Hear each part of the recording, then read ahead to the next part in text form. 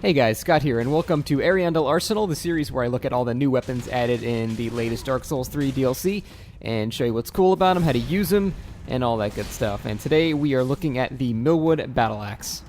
So the way you build the Millwood Battle Axe is not with 40-40 on Refined. You actually want to go 66 Strength, 10 Dex, and make the Millwood Battle Axe heavy. This will actually get you about 30 more AR, especially when you're two-handing it, and it'll also make you able to have other stats as well, because the amount of stats you need to actually get to 66 Strength only, compared to 40-40, is a lot less. So you can have more Vitality, or heavier armor, tank more damage, etc.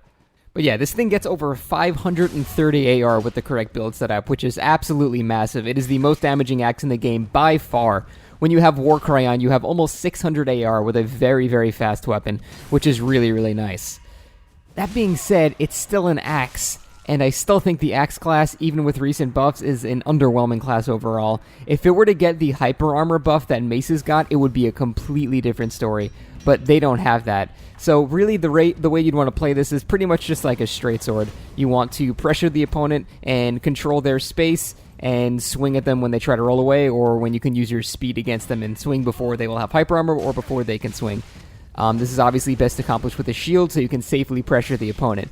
And the shield also acts as a method of using the weapon art, because you can use a weapon art shield and start the charge immediately. Now, the axe moveset does not have any hyper armor unless you're doing the charged R2s while your Warcry is buffed. So you can actually use the offhand weapon art shield to immediately start your charge, which does have hyper armor.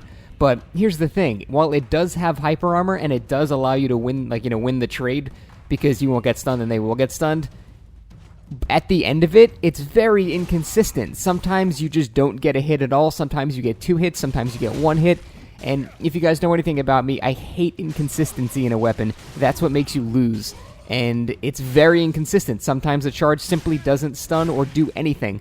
And it has nothing to do with the weapon they're using. I've had it work on great swords, and I've had it not work on straight swords. It depends on connection or something, so the actual charge is very, very inconsistent, and for that reason, I find it to be not that useful, because here's like an example. A guy has a great sword, he swings at you, but you do the charge to hyper armor through it. Chances are he's not going to get stunned by it, because he's using great sword hyper armor. You charge through him, you tank full damage, he gets like a little stunned, and then he just rolls away without tanking a hit, or at the very least, he takes 300 damage from like a regular R1 and still outtrades you, so I don't know the use for this thing. It's also really inconsistent for the times that you're right next to the opponent. Sometimes you just go around them and behind them and you can't actually follow up with a hit. So you can't use it when you're really close to them, and you can't use it when they're really far away, because then they can clearly see it coming and they'll be able to roll and dodge it. So it's just really inconsistent. It's fun to use when it does work, because occasionally you will be able to get an R1 off at the end of the combo, but that's not all the time. It's very inconsistent. So for that reason, I consider it to be really underwhelming. And that's about all it's got going for it, too. Everything else is just a normal, really high damaging axe, which is good, don't get me wrong. If you play like a straight sword, you can get, many victories very easily. But it's not very unique. It's not really new. The other weapons I've covered so far in the DLC have been fairly unique and cool. And this one is not unique and cool. It's just an axe. It's the same exact axe moveset with a fairly inconsistent charge that I really don't like. So overall, I am not that big of a fan of this weapon. If you like the axe class, it's probably the best one to use by far. The damage is really nice, but it's very difficult to hit people with the charged R2s because of how slow they are. It's very hard to hit people with the rolling R2s because of how slow they are. So everything it does that actually does a lot of damage and has hyper armor is very telegraphed.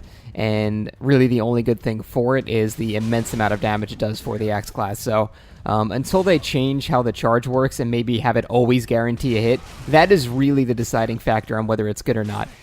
If it always guaranteed at least a single R1 after the actual charge, then it would be worth looking into, and it actually would be really not bad at all, because then you can have some hyper armor and you trade about equally instead of just losing horribly. So until they fix that or make that more consistent, I'm not a fan of the weapon. I'm sure a lot of guys like it. I'm sure it fits a lot of builds, and that's great. And it's still very high damaging, and it's almost as quick as a straight sword, so you can still do a lot of work with it. But in terms of looking for a unique playstyle or anything like that, not really. The most unique thing I could do was have a weapon art shield and occasionally charge, and then end up not hitting them anyway. So Overall, not my favorite of the DLC, but that is the Millwood Battle Axe. Very high damage, but very inconsistent, and that's not something I'm a fan of. But that is it, guys. Thank you for watching, and I will see you next time for the next Ariandel Arsenal. Take it easy, guys.